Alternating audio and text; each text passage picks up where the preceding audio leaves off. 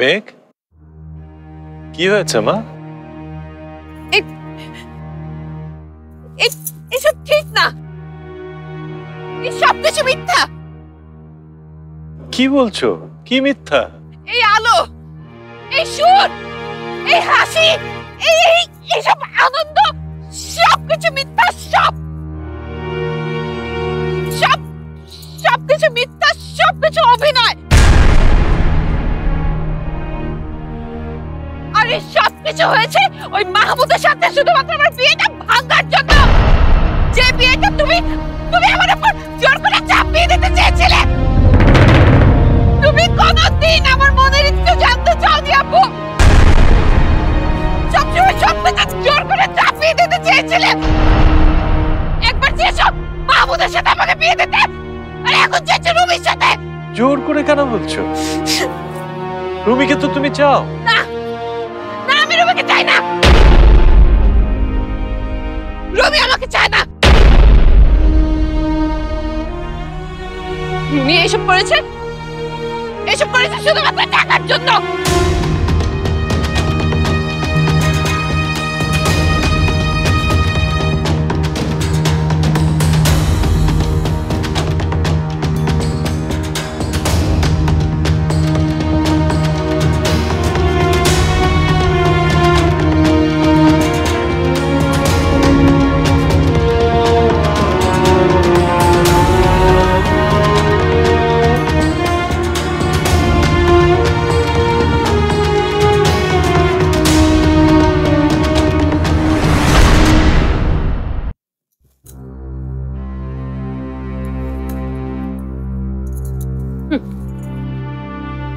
আমাকে খেলার পুতুল মনে করেছি, দিয়েছি সব খেলা নষ্ট করে।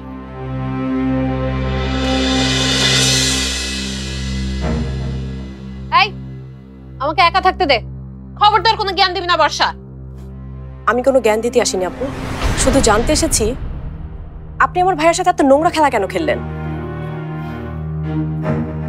তোমার ভাইয়াকে নিয়ে আমি কোনো খেলা খেলিনি। তোমার ভাইয়া যা করেছে জেনে বুঝে টাকার জন্য করেছে। টাকার জন্য মানে কি বলতে চান আপনি? সেটা তুমি তোমার ভাইয়ার কাছ থেকে জেনে নি। সবই আমার জানা আছে, কিন্তু আপনি কেন এমন করলেন? ভাইয়ার হৃদয়ের কোনো মূল্য নেই আপনার কাছে? না, নেই। আমার হৃদয়ের মূল্য দিয়েছে কেউ? দেয়নি।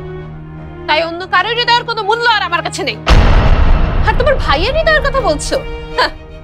ওই ক্রিমিনালের কাছে তো হৃদয় বলেই কিছু নেই। মুখ সামনে কথা বলেন আপনি। ভাইয়ের যদি হৃদয় না থাকে তাহলে কেন ওকে ভালোবেসেছিলেন আপনি? ভালোবেসেছি আমি রুমিকে? হ্যাঁ, তার সব প্রমাণ আছে আমার কাছে, আর আমি এক্ষুনি সব প্রমাণ এনে সবাইকে দেখাবো। তুমি যা ইচ্ছা তাই করো, আমার কিচ্ছু যায় আসে না।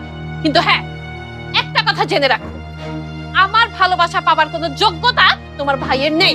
তবে আপনিও শুনে রাখুন, যদি ভাইয়ার আপনার ভালোবাসা পাবার যোগ্যতা না থাকে তাহলে শুধু ভাইয়া কেন, আমাদের কারোরই ঘৃণা পাওয়ার যোগ্যতাটুকু আপনার নেই।